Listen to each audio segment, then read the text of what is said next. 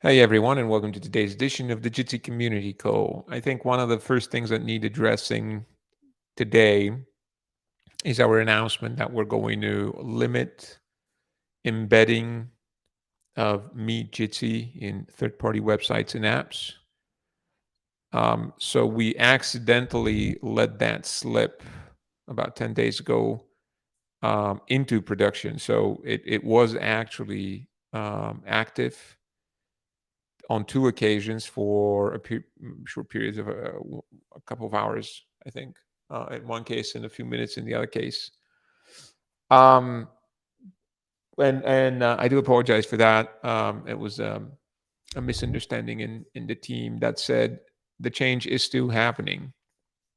So um, the gist of it is that people who want to embed me Jitsi will see a note appearing in the a notification appearing in the lower corner that says that this is just a demo service, and that for production use of embedding, please consider Jazz. Um, and then after 5 minutes, the session will disconnect. So hopefully people will be able to switch to either using 8x8 Jazz, Jitsi as a service, when they need embedding, or you all can go out and just deploy Jitsi Meet instances and use that instead, whatever fits everyone's constraints the best. So before we go into updates, maybe there are any questions around this topic. I'm going to pause for a few seconds and give people an opportunity to ask.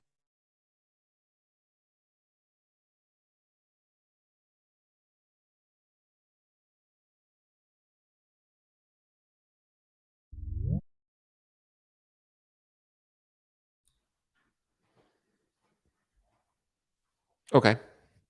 Well, you can always ask later as well. Um, so in the meantime, we are still working on 10,000 participants. This is getting readier by the week. I don't know if Damien, Boris, you guys want to share something? Yeah, we're addressing last few things we found out, mainly around lobby and locked rooms, and these are things we need to fix before deploying that to MeGT, with few small UI changes. But yeah, we're pretty close to enabling that here on MeGT. To clarify what exactly we're enabling, and we will start by deploying a couple of test shards in the following weeks uh, before it's available on all shards. So you might notice it sometimes. We're going to have the visitor mode where after a certain limit of participants in the room, new participants joining um, are going to join as visitors, meaning they're not uh, able to use their microphone or camera. They're going to have a slightly simplified interface. And if they want to participate in the call with audio or video, they just need to click the raise hand button or a separate button. I'm not sure when we're going to have time to update the UI, which will automatically move them and promote them to a full participant in the meeting. I think that's the gist of it. Thanks, guys. On anyone else from the team wanted to announce anything? Go ahead, Aaron. Yeah, so I have moved our Coturn fleet to Docker containers running in Nomad. So I want to call out to the community, if anybody notices anything about your turn experience that's different than a few weeks ago, please raise an issue in the community and tag me, Aaron K. Van Meerten, and I'll try to take a look at it as well. we're hoping that the latest version of Coturn is more stable and more performant, and it certainly gives us better stats. But that's not to say that we don't want to hear about it if there's any issues. So far, we're seeing the same amount of throughput and the like. But again, if you have any issues and you notice anything, we're all ears. Thanks, Aaron. Anyone else? We just pushed the new stable release. This is the version that are currently running on Jitsi. Yeah, and we haven't done that in a while. So Always a cause for celebration. Thanks, Damien. All right. So I had a call for volunteers as well. We are, a few months ago, we rolled out this opportunity for people to use their own deployments of Jitsi, of Jitsi Meet and Jitsi Video Bridge, and then have the possibility to connect to 8x8's Gigassi servers, which is a quick way of getting telephony working for your local deployments. So there's a fair number of users currently using that today, and we're considering the next possible step here, the next way we could help people who are doing deployments. And we'd like to do a little experiment. So I'd like to see maybe a quick show of hands in the chat or comments or on this topic. And I'll also be making announcements on our other channels. The idea is that we would like to help people deploy who deploy their own Jitsi Meet front ends. We'd like to offer the opportunity for them to connect all of their backend to 8x8.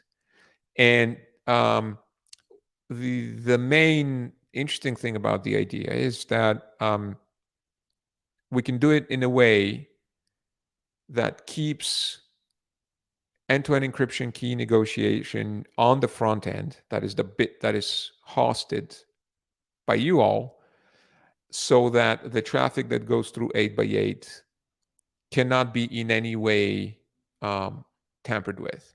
Now, the interesting thing to point out here is that people will go and say, isn't that the same as what runs on Meet Jitsi? Because people can turn on end-to-end encryption there. And the difference is that the key negotiation on Meet Jitsi for end-to-end encryption is done by the Jitsi Meet JavaScript, which is hosted by 8x8, which creates this interesting situation. The whole point of end-to-end encryption is to be able to perform it in a way, we've talked many times about this, be able to perform it in a way that does not require the users to put any amount of trust in the provider of the service. But if you are getting the JavaScript, the bit that is doing the end-to-end encryption negotiation, if you're getting that from the same party that you're supposed to not trust, then that kind of defeats the purpose, because the provider could tell you, yep, you're good, you're safe. And then that doesn't advance you in any way. You could have just trusted the provider telling, I can decrypt your data, but I'm just not doing anything with it. So in this new scheme that we're proposing, it would be people running their own front ends, doing the end-to-end encryption negotiation there, but then all of the infrastructure is offered by, is maintained by 8x8 within the standard JAS parameters, which means 25 endpoints for free and the various JAS packages from there on. If there's anyone interested in doing that, hosting their front end, but then outsourcing all the high availability and scalability to 8x8, please, either speak up now or put a message in the chat or give it some thought. And then when I put out announcements in the next couple of weeks on our other channels, you can raise your hand at that point. And at this point, I'm going to open the microphone for any sort of questions or discussions that might be of interest to the community.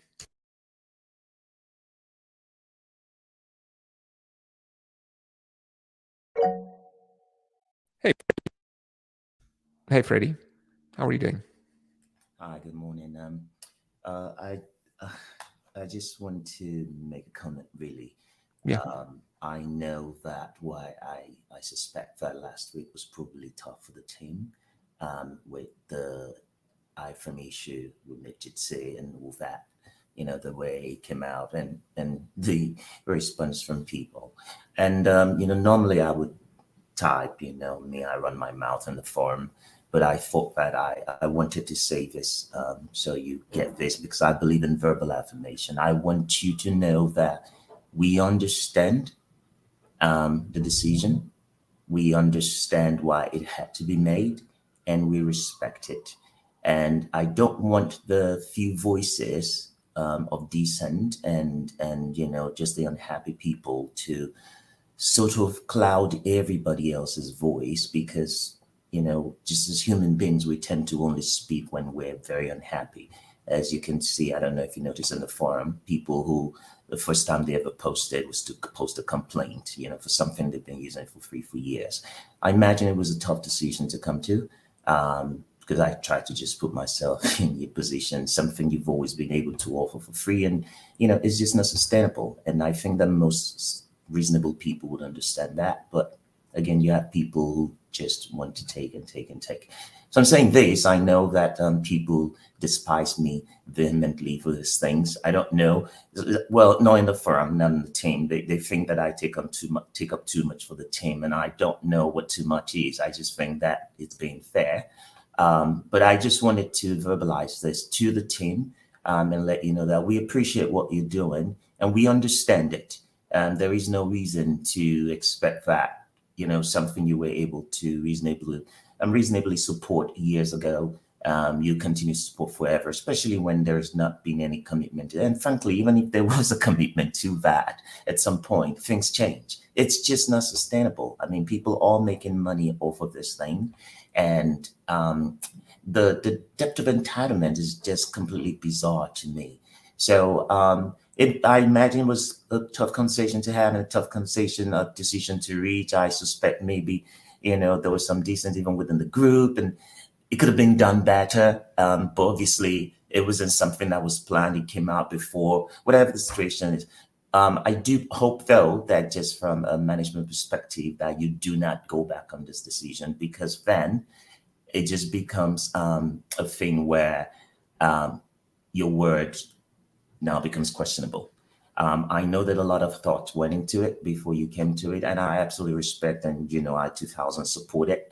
So I hope that you can stay on that and don't let people bully you into going to look for ways to accommodate their unending demands and all that. So I just wanted to put that out, and I wanted to say it. I didn't just want to type it out there, because I don't know, people think that I need to be liked or something in the forum, like they're liking me pays my bills. I mean, last time I did that, I Really? almost. Did someone actually tell you that? Well, people do, the comments there, they're like, oh, pretty much like they paint it in very colorful words, like you put licking and stuff like that. And I'm not sure if that's supposed to affect me or trip me up or something. I'm like, you're still not getting what you're crying for, so boo-hoo. So yeah, just wanted to put that out there. So please know, I imagine it was a tough thing to do, because I'm a creative person. I'm very emotional about my stuff, and when you're used to just giving people stuff and you love the fact that they're able to use it and they appreciate it, and then you're like, oh gosh, I can't do this anymore, and I have to take something, and people push back. Sometimes you kind of go back. I'm like, well, am I doing the right thing? I want you to know you are doing the right thing. I want you to know we support you. And I want you to know that, there may not be as many voices that screaming, yay, yay, yay to the team. But it's not because we don't support you. It's because a normal human instinct is to only speak out when they're unhappy. So thank you again for everything. And, I'll shut up now. Right. No, Freddie, thank you for your continued support through the years. Every time you go on expressing this, it's it feels really good. So thank you very much. We're not going back on it. Although, and by the way, I really appreciate the fact that you've answered multiple questions around this topic. Your answers are always spot on. So thank you for contributing. And I mean, that's how this joint effort works, right? We all put whatever we can into this, and I really appreciate everyone doing it. There were a few interesting things that came out of all this. Like, for example, one of the one of the realizations that we had is that there's before you go and start a subscription on Jazz, it just helps to be able to see that how the whole thing looks, just so that you even decide whether you want to commit. And for that, we changed the decision to be not a complete deactivation of the ability to embed, but still allowing a 5-minute period, just so as that people can get a feel for what is it that they would engage in if they follow this path. That, for example, came from one of the discussions with the folks supporting the Moodle plugin. They were saying there's a bunch of people that just click and download, and there's a lot of value of having something show up and work, so that it gives you an understanding of what it is that you've downloaded in the plugin. And there's a few other things as well. It's really helpful to understand how people use this. Obviously, there's a few very large users who have not commented on this as well, so I suspect they'll probably just try to solve their issues some other way. That bit, it's great to be offered stuff for free when you can. It wasn't particularly painful to stop this, simply because we can't keep doing it, and we're happy that we were doing it for as long as we could. At some point, we keep adjusting to the reality, and we're hoping that if people find it useful, then they'll consume the embedding part on Jazz, and we hope that we'll be able to keep the pure video conferencing free on Meet Jitsi for as long as possible. But as you said, there's only so much one can commit to. Things change all the time, and if at some point we're not able to sustain that as well, we would be happy that we were able to sustain it for as long as we did. So. And yes, I understand that people sometimes are frustrated and express their frustration with a higher priority than acknowledging that something has been of use to them. And we all get used to that. Obviously, it's not ideal, but it's how things go. So thanks again, Freddie, for all your help in fielding the questions and comments there. And hopefully we'll be able to land in a situation that we can that can be sustainable.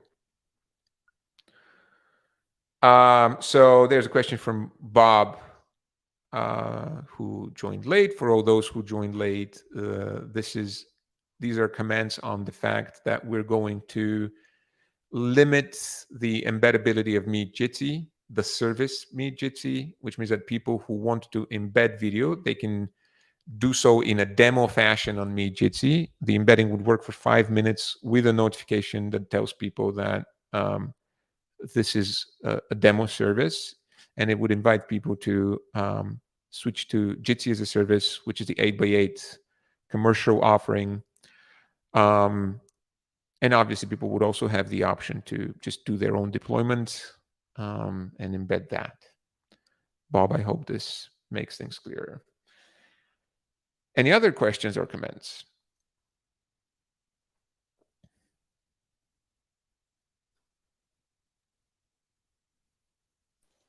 So that only affects embedding, or affect the use of Jitsi through the browser and that sort of thing? Now, that just only affects embedding Meet Jitsi in other websites. Okay, great. Thank you. Mm-hmm. Any other questions? That's good to hear, because I run 2 podcasts a month that we just use the free meet.jit.si. And until we can get our server up and going. Mm-hmm. Thank you. Sure. You're welcome, Stan. If at any point you all are interested in considering Jazz, you might want to have a look. If you're just doing it for a podcast that you're then distributing through the usual podcast channels, it probably will be free for you to also use Jazz because it allows up to 25 endpoints a month for free. And it has way more services. It lets you brand things, lets you get webhooks. And you have more stability there, so might want to give it a try. The way Jazz is priced is such that it is cheaper to use Jazz than to roll your own server. Obviously, there's plenty of reasons why people might still want to run their own servers, but there you go. And yes, Freddie's correct. This has no impact on the codes that people run themselves. Obviously, they can configure that however they choose to. Any other questions or comments? One thing I've always been confused about is where to find the recordings Well, of these monthly calls or bi-weekly calls. they are on Jitsi's YouTube channel. So if you go on YouTube and you just look up the Jitsi channel, you will find them there. I'll actually send a link here right now.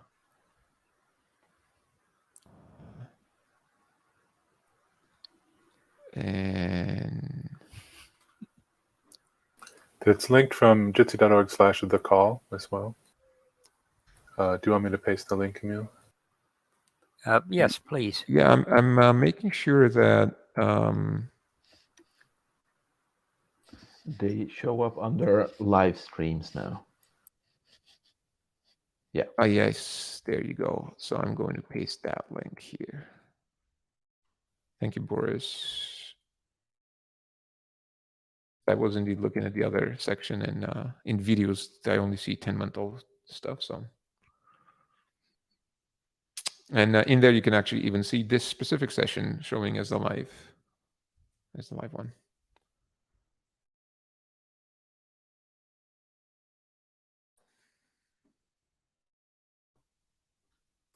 Thank you. You're most welcome, Stan. Any other questions or comments? Okay. Then thank you very much, everyone, for joining. Again, if anyone here is interested in running in a situation where they run their own front end and they want to use Jitsi as a service for their backend, potentially with end-to-end encryption, feel free to, damn it, I got that wrong. Let me at this address. And with that, I wish you a wonderful couple weeks, and then we'll meet again.